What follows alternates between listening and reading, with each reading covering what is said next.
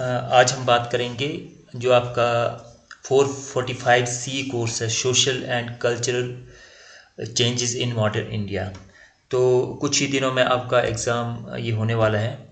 तो इसके ऊपर कुछ सिलेक्टेड टॉपिक्स की हम बात करेंगे और काफ़ी इजी है ये, क्योंकि ये सारा का सारा जो है आपने मॉडर्न हिस्ट्री में पढ़ा हुआ है। 19th सेंचुरी के बाद जो रेनेसा पीरियड है उसमें सारे के सारे टॉपिक्स जो है वो कवर होते हैं। तो आपके पास बुक होगी उसको, या जो आपके पास सेकेंड ईयर की जो मॉडर्न हिस्ट्री की बुक्स है उससे भी आपको काफ़ी सारी हेल्प मिल जाएगी। तो इसमें भी कुल मिलाकर जो है 4 यूनिट आते हैं। तो पहला यूनिट आप इसको तैयार कर लीजिए, हिस्टोरियोग्राफी एंड सोर्सेज। काफ़ी इजी है ये।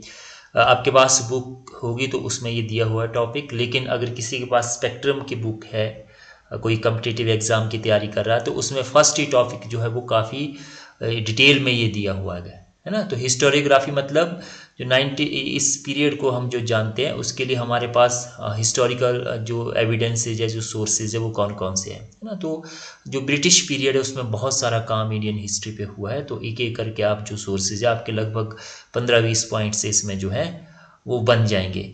शॉर्ट क्वेश्चंस भी इसमें से आपको आ सकते हैं, किसी पर्टिकुलर राइटर का नाम या किसी संस्था का नाम या किसी जो है वो बुक का नाम आपसे पूछ सकते हैं डिटेल में, है ना।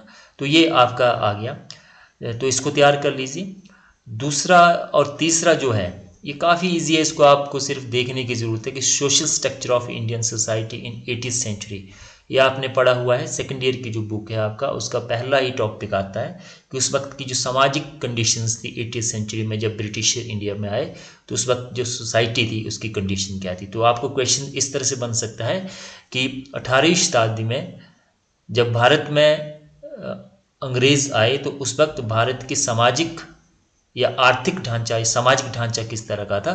तो इसको आप डिटेल में जो है वो डिस्कस कीजिए, है ना। और सोशल इम्पैक्ट इसी से जुड़ा फिर ये है कि सोशल इम्पैक्ट क्या पड़े, तो हमारा जो सामाजिक ढांचा था वो किस तरह का था, और जो ब्रिटिशर्स आए उसके बाद हमारे भारत पे जो है वो सामाजिक प्रभाव क्या पड़े उनके आने के, किस तरह से सोशल चेंजेस हुए, हमारा जो कल्चर था उसमें चेंजेस हुए, किस तरह से हमारे जो इंडियंस थे उन्होंने जो ब्रिटिश जो कल्चर था उसको अडॉप्ट किया।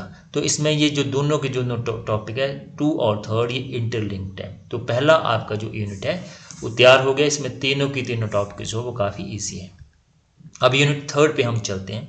तो इसमें 2 टॉपिक आपके बनते हैं, एक एजुकेशन सिस्टम के ऊपर बनता है हमारा और दूसरा बनता है प्रेस के ऊपर, है ना। जो प्रेस का जो यहाँ पे विकास हुआ, किस तरह से the press and the public opinion, जो जर्नलिज्म था इंडिया में उसका किस तरह से जो है वो विकास हुआ। तो पहला टॉपिक आप तैयार कर सकते हैं। यहाँ पे आपका सीधा क्वेश्चन बन जाता है कि भारत में ब्रिटिशर्स के आने से जो हमारा शिक्षा प्रणाली थी उसके क्या उद्देश्य थे, है ना। और जो पश्चिमी शिक्षा थी उसके भारत के ऊपर जो है वो क्या प्रभाव पड़े। तो किसी तरह से भी घुमा फिरा के आपको क्वेश्चंस आएगा।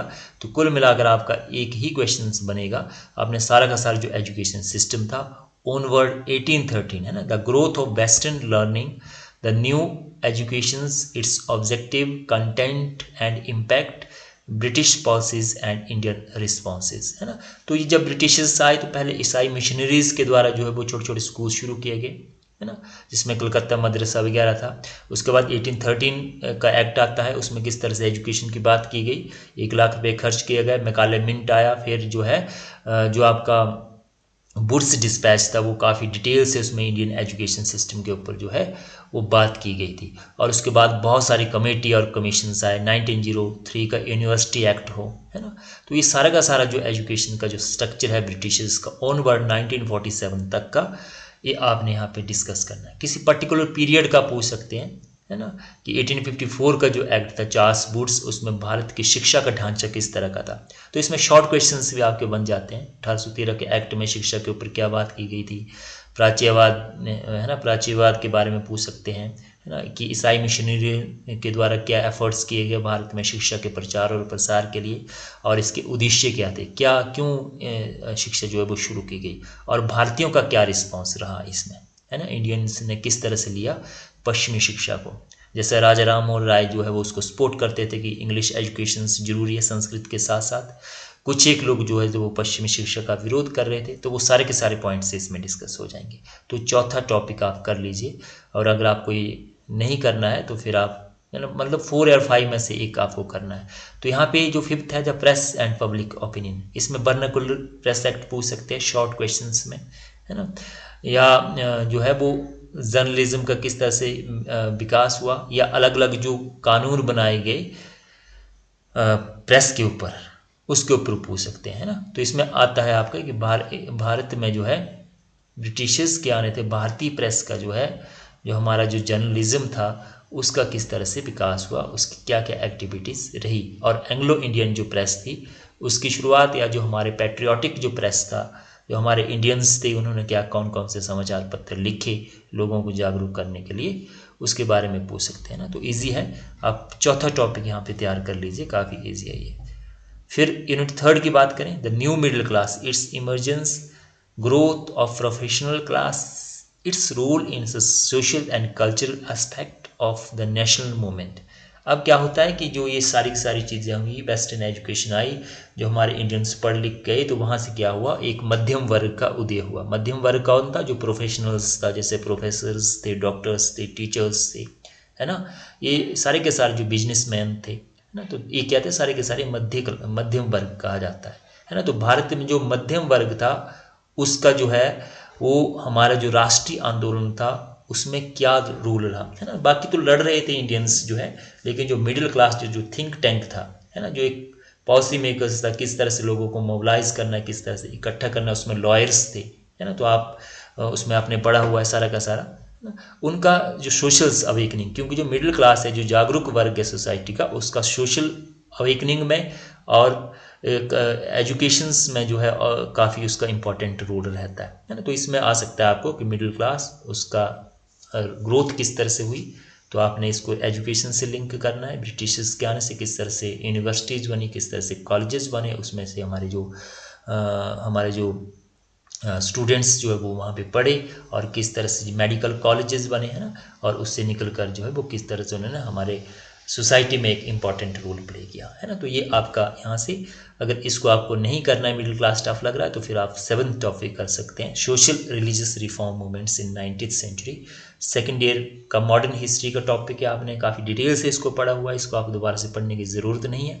इसके कारण आपको पूछेंगे पहले तो कि सामाजिक और धार्मिक आंदोलन के 19वीं शताब्दी में जो है भारत में सामाजिक और धार्मिक आंदोलन के क्या कारण थे, उसके क्या प्रभाव पड़े, उसने समाज को जागरूक करने का किस तरह से जो है वो काम किया। पहला तो ये बन गया। दूसरा क्वेश्चन बनता है कि अलग अलग जो संस्थाएं थी उनका जो है वो भारतीय इतिहास में सोशल और रिलीजियस रिफॉर्म्स में जो है उनका क्या रोल रहा है। तो इसमें सारा का सारा आएगा आपका राजा राम मोहन राय, ब्रह्मो समाज, स्वामी विवेकानंद, रामकृष्ण मिशन, स्वामी दयानंद सरस्वती, है ना, आर्य समाज, और सर सईद अहमद खान, ये सारे के सारे इसमें आपको जो है वो डिस्कस करने हैं। तो इसी में आपके फिर जो है वो लास्ट जो आपका क्वेश्चंस आते हैं उसमें आ सकता है आपको रामकृष्ण मिशन के बारे में, ब्रह्मो समाज के बारे में, राजा राम मोहन राय के बारे में, अलीगढ़ मुस्लिम आंदोलन के बारे में, सर सईद अहमद खान के बारे में, है ना। तो ये कहीं से भी आपको शॉर्ट क्वेश्चंस आ सकते हैं। तो बड़ा क्वेश्चंस अगर आप तैयार करेंगे तो वहाँ से आपका जो है वो शॉर्ट क्वेश्चंस भी बन जाता है। अब लास्ट यूनिट पे चलते हैं, द डिप्रेस्ड क्लास मूवमेंट, जो दलित वर्ग था हमारा, उसमें मेनली जो भीमराव अंबेडकर था उसका काफ़ी इंपॉर्टेंट रोल रहता है ना। भारत में दलित वर्ग जो उनके साथ जो भेदभाव होता था, है ना, किस तरह से उनको मंदिरों में नहीं जाने दिया जाता था, या दूसरी जो चीज़ें हो रही थी उनके साथ, है ना। जब लोग जागरूक हुए, जब लोग पढ़ने लिखने शुरू किया, लोगों ने पढ़े लिखे हुए, उनमें अवेकनिंग आई, तो एक मूवमेंट शुरू होता है, और उसको लीड करने का काम किया हमारे गांधी जी ने भी इसको सपोर्ट किया, और जो हमारे भीमराव अंबेडकर थे उन्होंने भी इसको सपोर्ट किया, ज्योतिबा फुले थे, है ना, और बहुत सारे नारायण गुरु थे दक्षिण की अगर हम बात करें। तो इनका जो है वो दलित वर्ग आंदोलन में जो है वो क्या रोल रहता है। शॉर्ट क्वेश्चंस आपका बन सकता है, ज्योतिबा फुले के बारे में पूछ सकते हैं, बी आर अम्बेडकर के बारे में पूछ सकते हैं, तो यहाँ से आपके शॉर्ट क्वेश्चंस भी बन गए, है ना। अगर आपको ये नहीं लगता है, टफ लगता है, तो फिर position of women, British legislations concerning women, role in the freedom struggle, legal positions at the time of independence, जो हमारी महिलाएं थी, महिलाओं का हमारे जो है वो राष्ट्रीय आंदोलन में क्या रोल रहा है। जब ब्रिटिश एजुकेशन आई तो इससे हमारी जो महिलाएं थी वो यहाँ पे पढ़ी लिखी हुई। 1857 की क्रांति में आप झांसी की रानी को देखते हैं, उसके बाद सरोजिनी नायडू है, एनी बेसेंट्स है, और बहुत सारी लेडीज़ है जिन्होंने जो है 1905 का जो आपका स्वदेशी और बॉयकॉट मूवमेंट हुआ उसमें काफ़ी इंपॉर्टेंट रोल रहा। आपका जो नॉन कॉपरेशन मूवमेंट था या सिविल डिसओबीडियंस मूवमेंट था या हमारा जो भारत छोड़ो आंदोलन था, उसमें किस तरह से महिलाओं ने हमारा जो फ्रीडम स्ट्रगल था उसमें किस तरह से पार्टिसिपेट किया।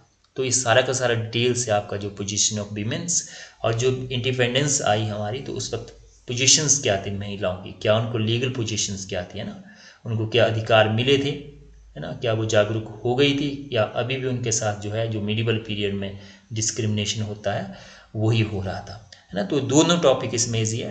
तो फर्स्ट यूनिट से चलें तो historiography, historical sources, social structure, दोनों टॉपिक कर लीजिए। दूसरे यूनिट में से आप जो है वो एजुकेशन सिस्टम के ऊपर कर लीजिए, फोर्थ टॉपिक। थर्ड में से आप जो है सोशल रिलीजियस रिफॉर्म मूवमेंट्स कर लीजिए। लेकिन अगर आप मिडिल क्लास करते हैं, अगर आपको ऑप्शन आता है तो आप थोड़ा सा टफ वाला क्वेश्चन चूज़ करते हैं, तो उसमें आपके नंबर जो वो काफ़ी अच्छे आते हैं, क्योंकि सोशल रिलीजियस रिफॉर्म मूवमेंट ये कॉमन है, इसको सभी अटैम्प्ट करेंगे। तो आप कोशिश कीजिए कि 6 टॉपिक पे ज़्यादा ध्यान दीजिए। फोर्थ यूनिट में से डिप्रेस क्लास, है ना, और पोजीशन ऑफ वुमेन, तो आपकी चॉइस है, इसमें से दोनों टॉपिक ईजी है ना। इसको आप तैयार जो है वो इस तरह से कर सकते हैं। तो आई होप इससे आपको हेल्प मिली होगी। आपकी कोई क्वेरी हो तो आप मुझे लिख सकते हैं।